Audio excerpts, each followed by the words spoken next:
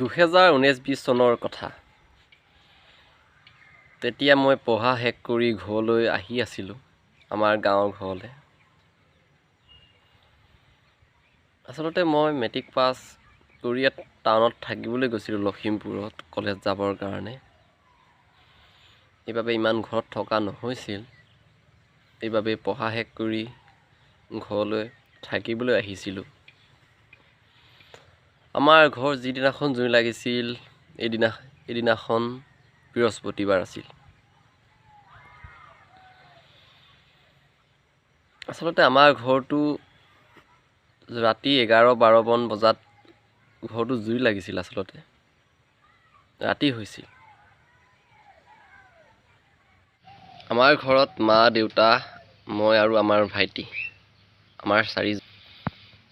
এইদিনাখন দিনত আমাৰ মামা আমাৰ ঘৰলৈ আহিছিল, সৰু মামা আমাৰ ঘৰলৈ থাকিবলৈ। আমি সকলোৱে ৰাতি 7টামান বজাত ভাত পানী খাই নিজৰ নিজৰ বিচনাত শুবলৈ গ'লোঁ। মামা, ভাইটি আৰু মই একেলগে 3জনেই শুলোঁ। ঠাণ্ডা দিন আছিল, এনেকুৱা ঠাণ্ডা দিনেই আছিল আচলতে। মোৰ ৰাতি ইমান এটা শোৱাৰ অভ্যাস নাই আচলতে। মই কমকৈ শুওঁ ৰাতি। প্ৰত্যেক দিনাই ৰাতি 1:30-2টামান বজাতে শুওঁ। মামা আলহী অহাৰ কাৰণে 9টামান বজাতে শুলোঁ ভিডিঅ' চাই। মামা, ভাইটি আৰু মই এনেকৈ শুলোঁ সকলোৱে। আচলতে 2ঘণ্টামান শুৱা হৈছিলহে, মাত্ৰ 2-3 ঘণ্টামান। তাৰ পাছত আমাৰ ঘৰটো জুই লাগিল। চাংঘৰ আছিল, এটা মাটি ঘৰ, এটা চাংঘৰ। আপোনালোকে ফটো নিশ্চয় দেখিছে, মই দিছোঁ, থাম্বনেইলতো দিছোঁ আপোনালোকক।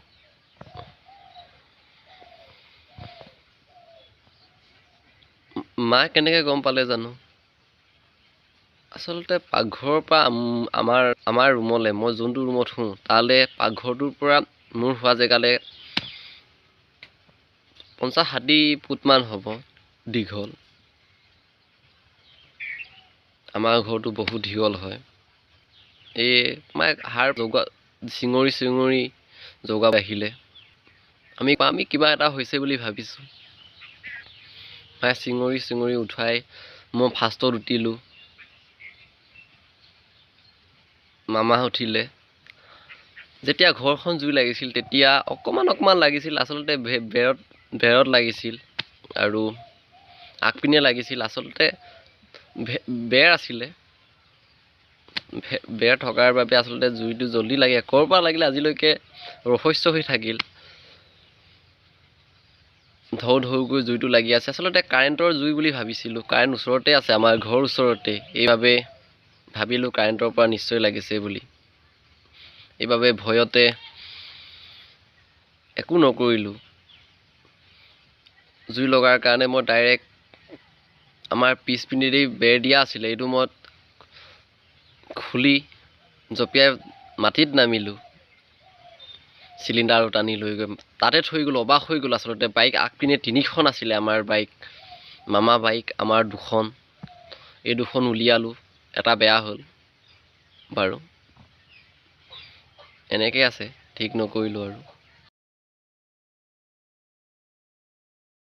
ওচৰ চুবুৰীয়া মানুহক সকলোকে চিঙৰি মাতিলোঁ, কিন্তু ওচৰ চুবুৰীয়া অহালৈকে আমাৰ ঘৰটো সম্পূৰ্ণৰূপে জুই লাগি শেষ হৈ গৈছিল। আচলতে পানী দিও ৰখাব নোৱাৰিলোঁ, ইমান পানী দিলোঁ। আমাৰ পাকঘৰত যিমানকেইটা বস্তু আছিল চব পুৰি ছাই হৈ গৈছিল। আপোনালোকে ফটো নিশ্চয় দেখিছেই, আপোনালোকক দেখুৱাই দিছোঁ। আচলতে 20 মিনিটতে সকলো শেষ বুলি ক'ব পাৰি। ঘৰৰ একো সম্পত্তিয়ে নাথাকিলে।